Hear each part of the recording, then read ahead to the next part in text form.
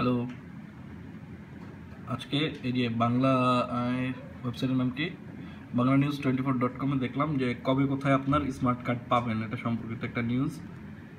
এখানে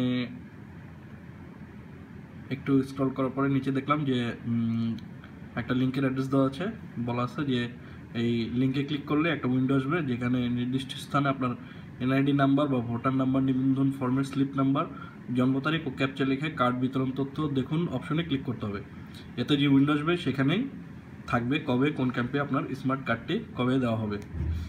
মজা দেখুন, আমি যে এই লিঙ্কে ক্লিক করলাম, টিউ এখন দেখুন এই যে এসছে সাইটটা, নির্বাচন কমিশন বাংলাদেশ স্মার্ট কার্ড বিতরণের তথ্য, নিচে এনআইডি অথবা ভোটার নিবন্ধন ফর্মের স্লিপ নম্বর এবং জন্ম তারিখ ব্যবহার করে ভোটার তথ্য কেন্দ্রে ভোট কেন্দ্রের তথ্য দেখুন।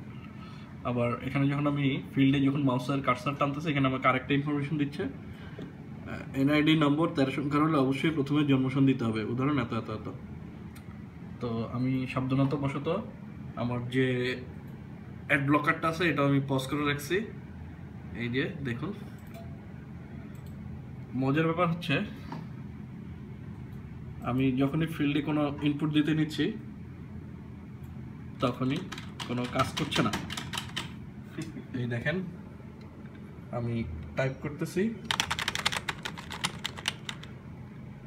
কোনো ইনপুট নাই।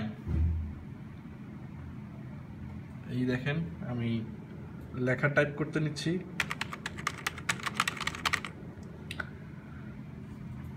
কোনো ইনপুটই নাই। কি মজা!